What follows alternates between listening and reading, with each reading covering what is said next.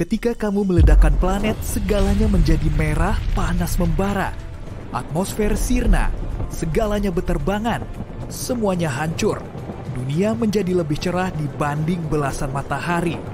Kamu memejamkan mata dan menutup telinga.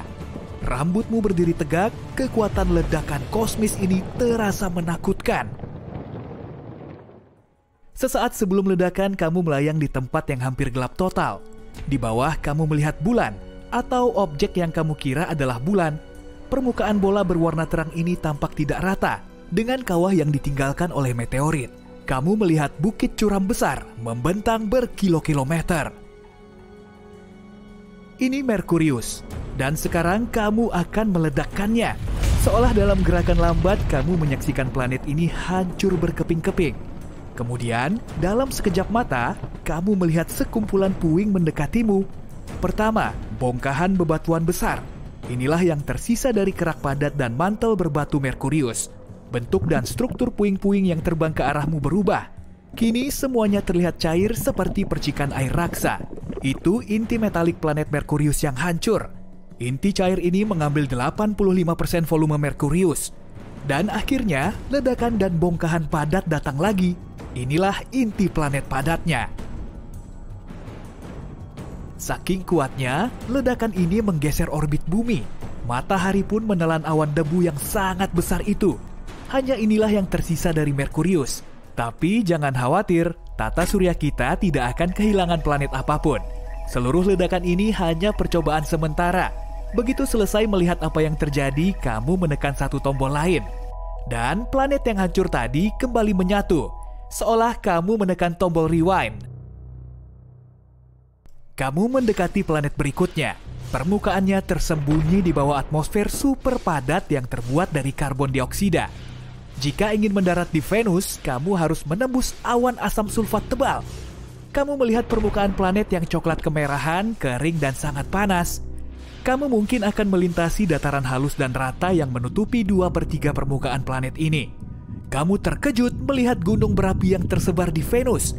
Ada 1.600 totalnya. Sayangnya, kamu tak akan bisa melihat semuanya karena kamu sudah menekan tombol. Boom!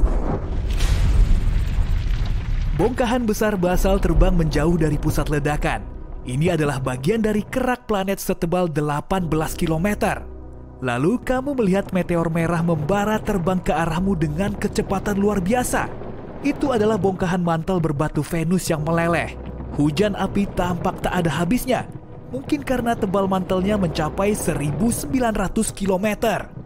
Tapi itu bukan bagian paling masif dari planet ini. Kekuatan ledakan memecah inti besi metalik Venus. Tadinya ukuran inti planet ini 2 kali lipat mantelnya. Kamu mencapai sang planet marmer biru, planet rumahmu. Bagaimana bentuk bumi yang hancur jika dilihat dari luar angkasa? Dari atas, bumi terlihat indah. 71% permukaannya berwarna biru karena air laut dan samudra itu. Ada juga area hijau, kuning, dan coklat, serta pusaran putih. Kamu menekan tombol. Planet itu meledak menjadi badai bebatuan. Itulah yang tersisa dari kerak tipis bumi dan mantelnya yang jauh lebih tebal. Inilah yang dulu membentuk 84% volume bumi. Kamu melihat hujan bebatuan ini berubah menjadi jauh lebih cair. Ini adalah lelehan besi panas dan nikel yang tadinya membentuk inti luar bumi. Tekanan yang ada tidak cukup untuk membuat logam ini tetap solid. Ledakan yang sangat kuat menghancurkan inti bumi. Tadinya bentuknya adalah bola besi dan nikel yang padat. Setelah tersebar kemana-mana, semua bongkahan itu membentuk orbit sendiri di sekitar matahari. Bongkahan yang paling besar menabrak bulan, sementara yang lain melayang lebih jauh dan ditelan bintang kita.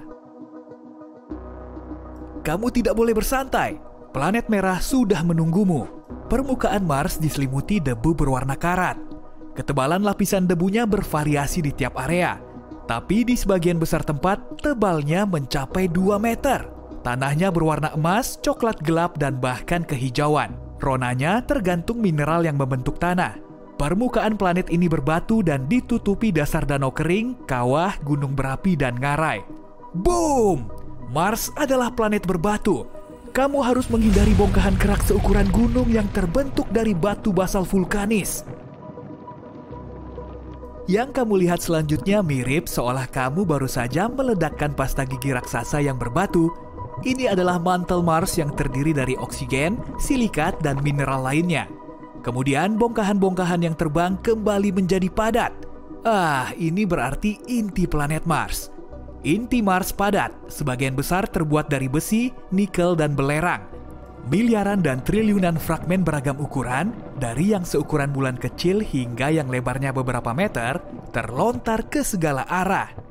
Tapi hanya sedikit bagian yang punya cukup momentum untuk meninggalkan tata surya.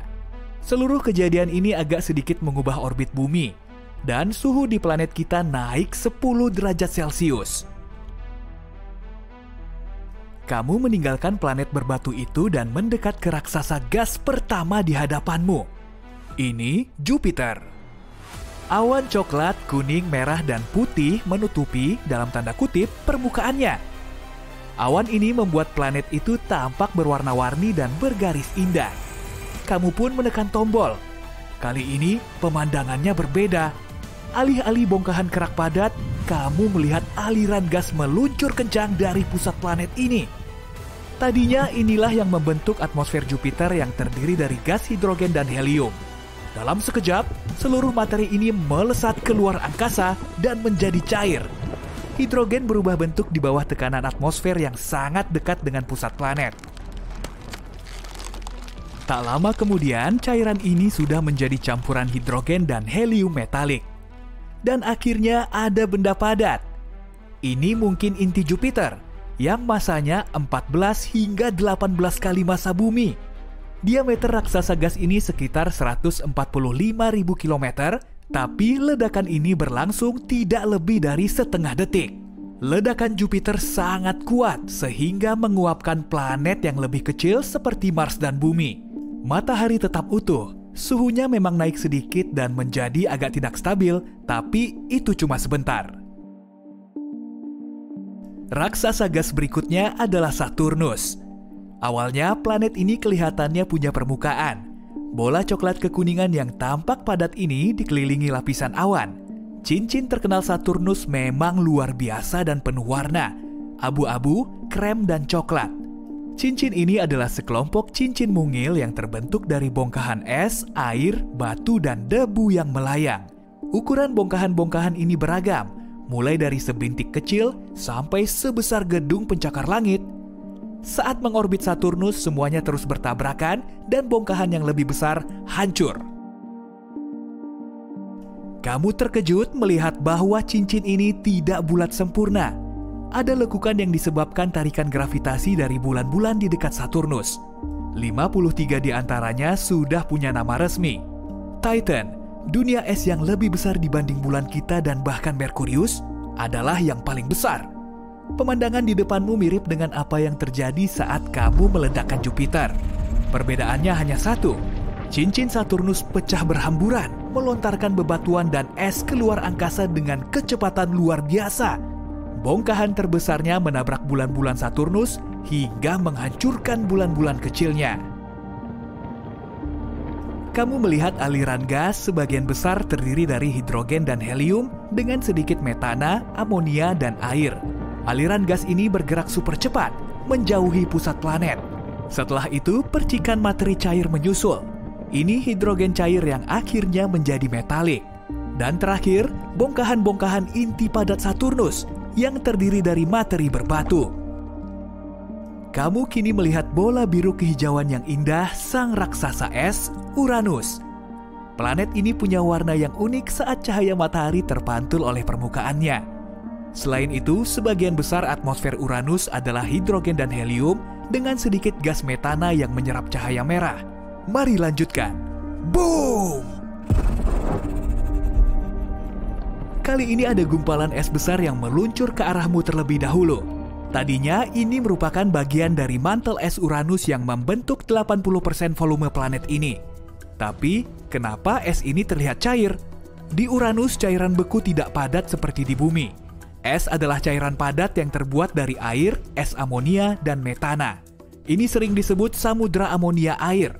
Setelah hujan es yang aneh ini, kamu melihat bongkahan padat dari inti bebatuan planet ini. Tadinya ukurannya kecil, tidak lebih dari setengah massa bumi. Beberapa bulan Uranus ikut hancur dalam ledakan, dan beberapa bahkan terlempar dari tata surya. Ledakan itu juga sedikit menggeser orbit Neptunus.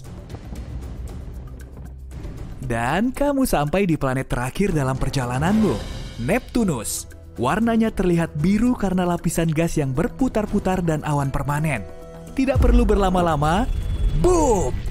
Permukaan planet ini tidak padat sehingga setelah menekan tombol, kamu melihat mantel cair Neptunus meledak. Mirip balon berisi air yang dilempar dari lantai 50. Ledakan ini mengirim percikan air, amonia, dan es menjauh keluar angkasa.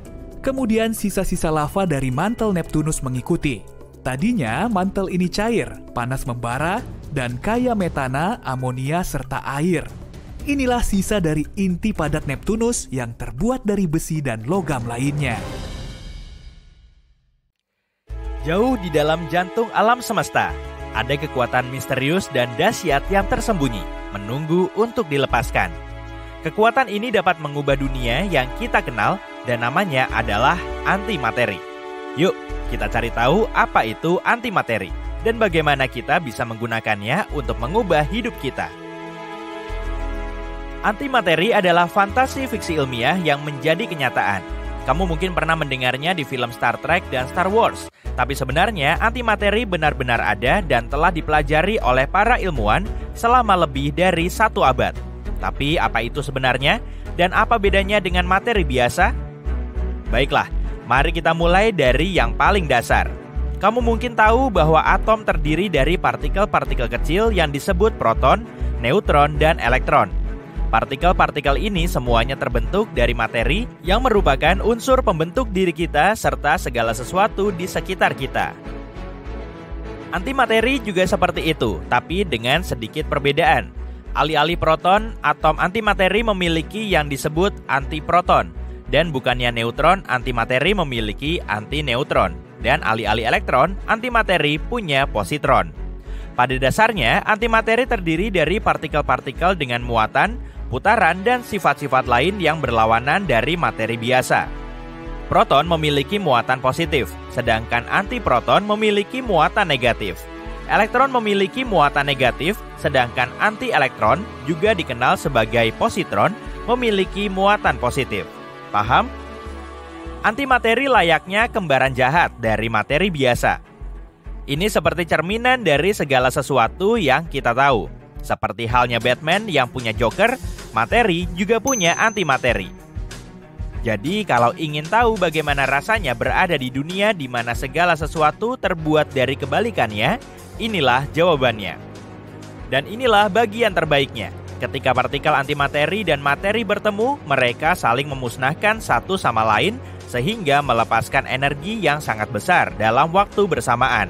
Inilah sebabnya para ilmuwan percaya energi ini bisa menjadi sumber tenaga yang nyaris tak terbatas.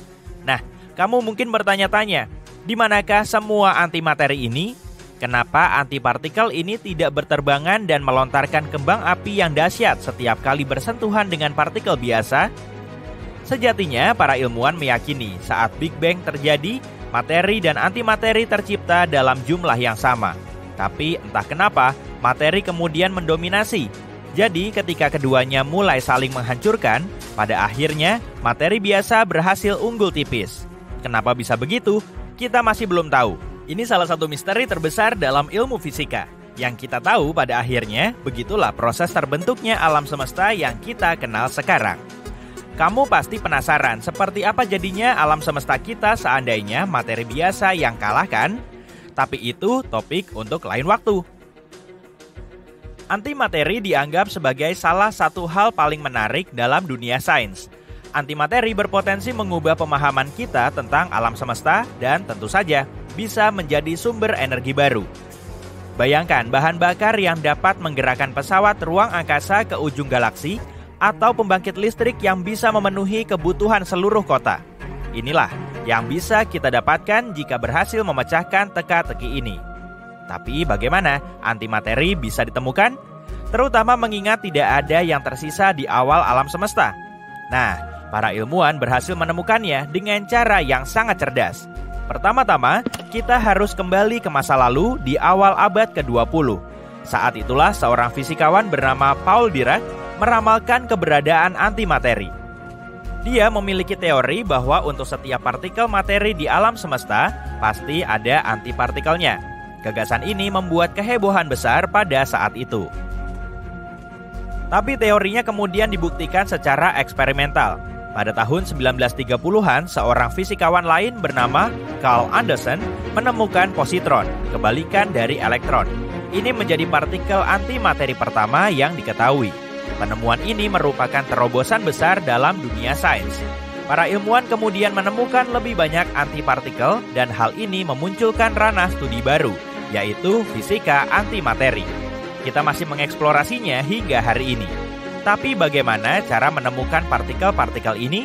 Bukankah tadi dikatakan tidak ada antimateri yang tersisa setelah Big Bang? Sebenarnya tidak juga. Ada antimateri di ruang angkasa, hanya saja sangat langka, dan menemukannya sangatlah sulit. Para ilmuwan mencari antimateri di ruang angkasa dengan mengamati sinar kosmik yang terdiri dari partikel-partikel antimateri. Kita juga bisa menciptakan antimateri di laboratorium loh. Saat ini para ilmuwan menggunakan mesin super keren yang disebut pemercepat partikel untuk membuatnya. Mesin yang paling terkenal adalah Large Hadron Collider milik CERN, yang merupakan mesin penumbuk partikel terbesar dan paling terkenal di dunia. Mesin ini menembakkan partikel-partikel kecil dengan kecepatan super tinggi. Ini seperti permainan biliar kosmik. Ketika partikel-partikel ini saling bertabrakan, terciptalah partikel antimateri. Kemudian mereka menggunakan wadah khusus bernama perangkap Penning untuk menyimpan antimateri tersebut. Ini seperti menyimpan supernova kecil di dalam stoples. Sekarang, berkat antimateri, kita bisa mengubah seluruh dunia. Para ilmuwan memperkirakan bahwa sedikit saja antimateri, seperti beberapa ons, dapat menghasilkan energi setara jutaan liter bensin. Jadi, bahkan dengan jumlah sangat sedikit pun, kita bisa menerangi seluruh kota selama 1 tahun. Rasanya seperti memegang kekuatan bintang di tanganmu. Itulah kenapa komunitas ilmiah sedang mencari cara memanfaatkan kekuatan super ini untuk membuat hidup kita lebih baik. Mereka ingin menggunakannya untuk menghasilkan listrik seperti yang kita lakukan dengan batu bara dan gas alam. Di masa depan, ini bisa digunakan sebagai sumber energi yang sangat bersih dan tak terbatas. Mereka juga ingin menggunakannya sebagai sumber tenaga pesawat ruang angkasa, agar kita bisa melakukan perjalanan ke planet dan bintang lain. Bayangkan sebuah roket yang bisa membawa kita ke tempat terjauh di galaksi yang ditenagai oleh energi antimateri. Bahkan, sejumlah kecil energi tersebut bisa menggerakkan pesawat ruang angkasa untuk waktu yang sangat lama. Dan bukan itu saja, antimateri juga bisa digunakan dalam dunia kedokteran. Para ilmuwan berusaha menggunakannya untuk mengobati kanker dan membuat citra bagian dalam tubuh kita. Ini layaknya alat super yang bisa membantu para dokter dalam banyak hal. Singkatnya, antimateri sangat luar biasa dan dahsyat, dan kita tinggal mencari cara untuk menggunakannya. Tapi ada satu kekurangannya. Meskipun super kuat, antimateri juga sangat rumit untuk dibuat dan disimpan. Dibutuhkan banyak energi untuk membuat sejumlah kecil antimateri saja. Antimateri butuh energi yang sangat besar, sehingga sangat mahal untuk diproduksi dalam jumlah besar. Ada juga permasalahan lainnya. Sebagai contoh, setelah kita mendapatkan antimateri dalam jumlah sangat kecil, bagaimana cara menyimpannya? Kita tidak bisa menaruhnya begitu saja di toples. Antipartikel sangat tidak stabil dan juga tertarik pada materi biasa seperti magnet pada lemari es. Jadi, para ilmuwan menciptakan beberapa cara cerdas untuk menyimpannya, seperti memerangkapnya di ruang hampa udara atau menyimpannya di medan magnet yang sangat kuat. Meskipun demikian, proses ini tetaplah rumit dan memakan biaya. Ini dan banyak alasan lainnya menjelaskan kenapa antimateri belum bisa diproduksi dalam skala besar. Jika kamu ingin mengisi tangki bahan bakar mobilmu dengan antimateri, biayanya akan lebih besar dari PDB sebuah negara kecil.